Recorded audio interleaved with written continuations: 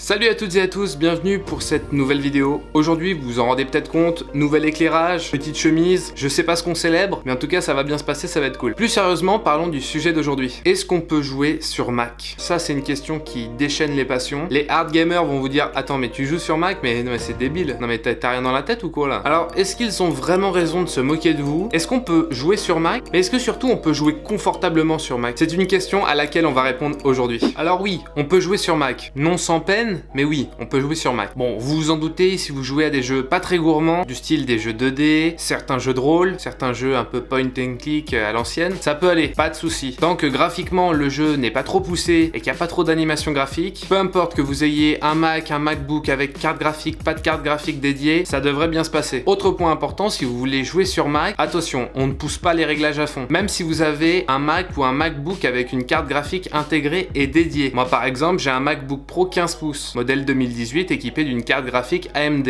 Bon, ça a beau être une carte graphique, ça reste une carte graphique entrée de gamme. En tout cas pour l'entrée de gamme de chez AMD. Et donc du coup, forcément, il faudra que je fasse des concessions en termes d'affichage graphique. Ah oui, bah là, vous allez pas mettre les réglages à fond, hein. C'est pas non plus un ordinateur de gaming. C'est pas fait pour ça à la base. Mais au moins, vous pouvez bidouiller un petit peu les réglages pour avoir un maximum de fluidité sans trop faire de concessions sur le niveau de détail de l'affichage. Bon, ça, c'est quelque chose de très classique, hein. Je veux dire, vous avez fait un minimum de gaming sur PC, vous savez très bien que, à moins d'avoir la dernière carte graphique du moment avec le dernier processeur du moment à 7 Go de RAM, voilà, vous ferez pas tourner les derniers jeux à fond. Bon, par contre, si vous avez un MacBook qui n'a pas de carte graphique dédiée, là ça va se compliquer. Là je parle même pas de réduire les réglages graphiques au plus bas voire au minimum, non, ça risque de saccader de manière assez importante et là ça risque de réduire à néant votre expérience de gaming sur Mac, ce que je vous conseille pas. Mais le gros point noir du gaming sur Mac, il est tout simple. Vous l'avez certainement remarqué, quand vous voulez par exemple télécharger un jeu sur votre Mac pour pouvoir y jouer, la plupart du temps vous faites face à un catalogue de jeux vraiment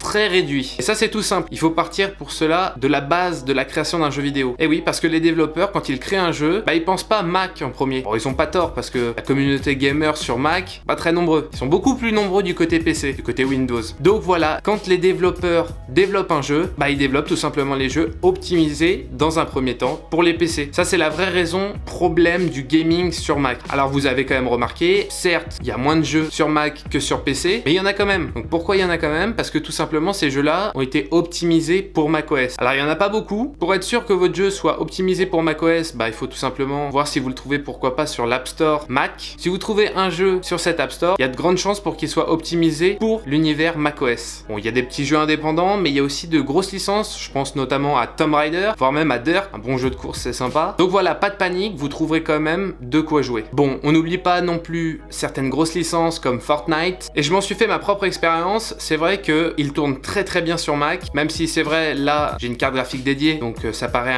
à peu près logique qu'il fonctionne. On n'est pas obligé de descendre trop bas dans les réglages graphiques, on a une très bonne fluidité, donc ça reste parfaitement jouable et même c'est assez confortable, il faut le dire. Mais on va parler encore d'un autre souci au niveau du gaming, en tout cas sur Mac, c'est la chauffe. Même sur PC, les PC chauffent, mais la plupart du temps, certains PC gamers sont vraiment équipés en termes de ventilateurs et de système de refroidissement, mais on peut clairement le dire, le Mac est pas armé pour, puisqu'à la base, un Mac, pas fait pour jouer, c'est plus pour des applications créatives, ce genre de choses. Donc très clairement, le système de refroidissement est sous-dimensionné pour du gaming. Et vous connaissez la chanson, si votre Mac chauffe, c'est dû au processeur, mais pas que, et cette surchauffe va entraîner une baisse de la fréquence de votre processeur. Et qui dit baisse de la fréquence d'un processeur, dit tout simplement baisse de performance. Et donc certains se posent des questions, est-ce que le fait que ça surchauffe, donc du coup de jouer sur Mac, est-ce que ça peut transformer mon Mac en grippin? Non, en théorie non, puisque voilà, il va baisser ses fréquences, la température va un petit peu redescendre. Mais c'est sûr que des fois on n'est pas forcément à l'abri. Si votre Mac est un petit peu dans un coin, pas vraiment d'aération, ou en tout cas l'air chaud ne peut pas s'évacuer, il peut y avoir des risques. Donc après avoir fait le tour des différents problèmes que vous pouvez rencontrer si vous voulez jouer sur Mac, je vais vous donner moi mes petits conseils. Bon, tout simplement, mon premier conseil il est simple, ne sélectionnez pas des jeux trop gourmands, ou alors attendez-vous à faire de grosses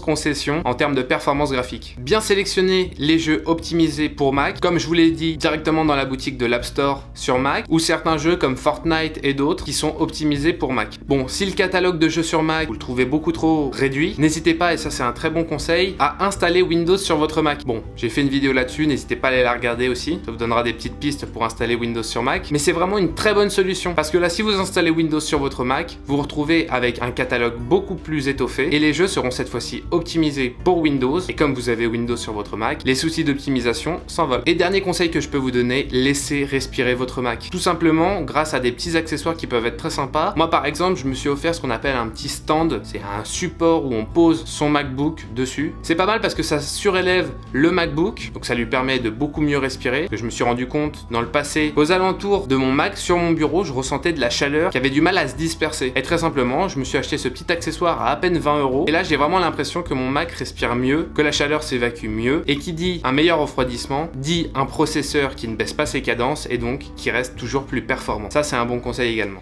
Et voilà, on arrive déjà à la fin de cette vidéo. J'espère qu'elle t'a plu. Si tu as des questions sur cette vidéo ou même sur d'autres vidéos, n'hésite pas à me les laisser directement en commentaire. J'y répondrai avec grand plaisir. Comme d'habitude, vous connaissez la chanson. On se retrouve sur mes différents réseaux sociaux tels que Instagram, mais également sur le site applenewsfrance.fr où je rédige des petits articles. Merci de votre soutien. Vous êtes bientôt 1900 abonnés. C'est incroyable. Ça fait vraiment plaisir. Ça progresse à grande vitesse et c'est vraiment très encourageant. N'hésitez pas à laisser un petit pouce bleu. Ça fait plaisir. Et également à vous abonner pour qu'on arrive aux 2000 abonnés et qu'on fasse un truc un peu spécial. En attendant, portez-vous bien et on se retrouve très bientôt pour une prochaine vidéo. Allez, ciao!